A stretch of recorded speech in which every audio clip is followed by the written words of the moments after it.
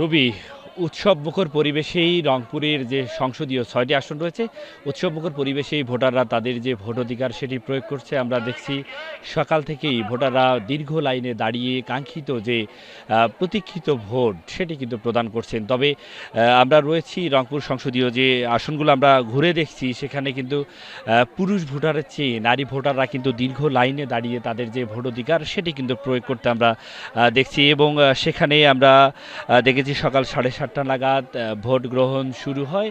নির্বিচ্ছিন্নভাবে যে ভোট গ্রহণ সেটি কিন্তু চলছে। কোথাও এখন পর্যন্ত যে রংপুরের ৬টি সংসদীয় আসন রয়েছে, সেই ৬টি সংসদীয় আসনে কোথাও অপ্রীতিকর কোনো ঘটনার সংবাদ কিন্তু এখনও আসলে আমাদের কাছে নেই। এবং আমরা চেষ্টা করছি যে আসলে এই যে এবারে যে ভোট উৎসব ত্রয়োদশ জাতীয় সংসদ নির্বাচনে আমরা যদি আপনাদের তথ্য দিয়ে রাখি যে রংপুর সংসদীয় যে এক আসন রয়েছে, সেখানে প্রতিদ্বন্দ্বিতার কথা যদি আপনাদের জানিয়ে দিই যে রংপুর সংসদীয় আসন যে রয়েছে গঙ্গাচড়া, সেখানে জামাত ইসলামীর যে রয়েছেন রায়হান সিরাজি, এবং পাশাপাশি যে বিএনপির প্রার্থী রয়েছেন সুজন মোকাররম হোসেন সুজন, তিনি রয়েছেন। এবং পাশাপাশি যদি বলি যে সেখানে জামাত এবং বিএনপির মধ্যে একটা দ্বিমুখী লড়াই সম্ভাবনা রয়েছে। এবং রংপুর সংসদীয় আসন যে দুই রয়েছে, সেখানে বদরগঞ্জ এবং তারাগঞ্জ মিলে যে আসন, সেখানে জামাত, বিএনপি এবং যে জাতীয় পার্টি রয়েছে, এখানে কিন্তু ত্রিমুখী একটি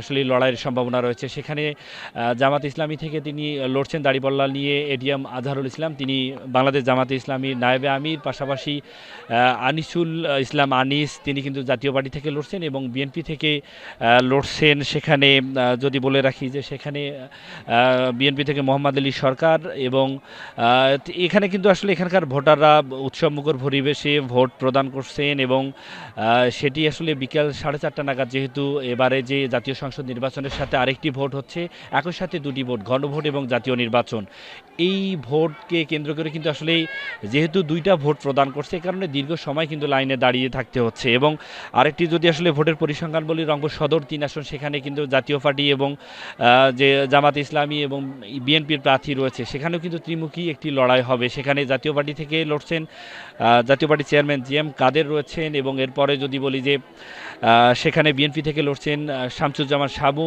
তিনি ধানেশীর প্রতীকে লড়ছেন। এরপরে যদি বলি যে মাহবুবুর রহমান বিলাল, তিনি দাঁড়িপাল্লা প্রতীকে লড়ছেন। এবং সব মিলে যদি বলি যে রংপুর সদরে একটি ত্রিমুখী লড়াইয়ের সম্ভাবনা রয়েছে। এবং এরপরে যদি রংপুর 4 আসন, সেখানে পীরগাছা এবং কাউনিয়া, এই দুই উপজেলা মিলিয়ে যে রংপুর যে 4 আসন, সেখানে প্রতিদ্বন্দ্বিতা মূলত হবে। সেখানে 10 দলীয় যে জোট রয়েছে, সেই জোট থেকে লড়ছেন এনসিপি সদস্য সচিব আক্তার হোসেন, তিনি শাপলাকলি প্রতীকে লড়ছেন।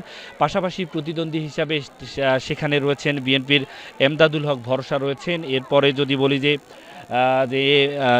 জাতীয় পার্টি থেকে মাহবুবুর রহমান রয়েছেন। এবং রংপুর যে 5 আসন রয়েছে মিঠাপুকুর উপজেলা নিয়ে, যে রংপুর 5 আসন, সেখানে জাতীয় পার্টি থেকে লড়ছেন। এরপরে আমরা যদি বলি যে বিএনপি থেকে লড়ছেন, সেখানে অধ্যাপক গোলাম রব্বানী। এরপর জামাত ইসলামী থেকে দাঁড়িপাল্লা প্রতীকে নিয়ে লড়ছেন, সেখানেও কিন্তু অধ্যাপক মাওলানা গোলাম রব্বানী। এবং সেখানে কিন্তু আসলেই জামাত এবং বিএনপির মধ্যে একটি দ্বিমুখী লড়াইয়ের সম্ভাবনা রয়েছে। এই আসনগুলো মূলত জাতীয় পার্টির ছিল, সেই আসনগুলো কিন্তু এখন অনেকটাই জামাত এবং বিএনপি হানা দেবে। এবং রংপুর সংসদীয় যে 6 আসন রয়েছে, পীরগঞ্জ উপজেলা নিয়ে, পীরগঞ্জের 15টি ইউনিয়নে একটি পৌরসভা নিয়ে গঠিত, সেই পীরগঞ্জ আসনে বলা যায় যে এখানে জাতীয় পার্টি কিন্তু আমরা দেখছি যে অনেক ভোট কেন্দ্রে কিন্তু সেখানে যে জাতীয় পার্টি আসলে নির্বাচনে থাকলে, এখানে আমরা জানি যে এই সংসদীয় 6 আসনে 6জন প্রার্থীর কিন্তু আমরা মাত্র 2জন প্রার্থীর কিন্তু আমরা দেখেছি যে ভোট কেন্দ্রে এজেন্ট থাকতে। এবং সেখানে দাড়িপাল্লা প্রতীকে লড়ছেন মাওলানা নুরুল আমিন রয়েছেন জামাত ইসলামী থেকে। এরপরে বিএনপি থেকে সাইফুল ইসলাম, তিনি ধানেশীষী প্রতীকে লড়ছেন। তবে আশা করা যাচ্ছে যে এই আসনে রংপুর 6 আসনে সেখানে কিন্তু যে রয়েছে, এই আসনে দাড়িপাল্লা এবং ধানেশীষের একটি হাড্ডাহাড্ডি লড়াইয়ের সম্ভাবনা রয়েছে। দেখা যাবে যে আসলে যেহেতু ভোট গ্রহণ শেষ হবে বিকাল 4:30 নাগাদ, এরপরে যে কাঙ্ক্ষিত ফলাফল সেটি দেবার পরে কিন্তু বোঝা যাবে যে কেমন ফলাফল হবে এই অঞ্চলের মানুষের। আমরা একটু কথা বলতে চাই যারা এখানে ভোট দিতে এসেছেন, যে তারা আসলে কেমন পরিবেশ দেখছেন, যে এই যে আপনারা আসছেন এখানে ভোট দিতে, দীর্ঘ সময় লাইনে দাঁড়িয়েছেন, কতক্ষণ ধরে? অনেকক্ষণ ধরে দাঁড়িয়ে আছি, খুব অপেক্ষা করতে আসছি। আমরা আরেকটু কথা বলতে চাই যে যারা আসলে ভোট দিতে আছেন অনেকেই কিন্তু দীর্ঘ সময় লাইনে দাঁড়িয়ে থাকার কারণে কিন্তু অনেকেই বিরক্ত বোধ করছেন, আমরা সেগুলো একটু কথা বলতে চাই। যে আমরা আরেকজন ভোটারের সাথে কথা বলতে চাই। এই যে আপনি কতক্ষণ ধরে লাইনে দাঁড়িয়ে আছেন এবং ভোট কেমন মনে হচ্ছে, যে কোনো সমস্যা হচ্ছে কিনা, কোনো বাধা রয়েছে কিনা? সমস্যা হচ্ছে না, দাঁড়িয়ে আছি তো প্রায় 2 ঘন্টা হচ্ছে, এখনো তো দিতে পারিনি। দেরি হবার কারণ কি, এত দেরি হচ্ছে কেন? সেটা তো বলতে পারবো না, ভিতরে কি যে হচ্ছে সেটা তো বলতে পারবো না। আমরা আরেকটু কথা বলতে চাই যে এখানে আসলে কতক্ষণ ধরে দাঁড়িয়ে আছেন? প্রায় 2 ঘন্টা হচ্ছে, 2 ঘন্টা হচ্ছে, ভিড়, সামনে জাম, এই জন্য।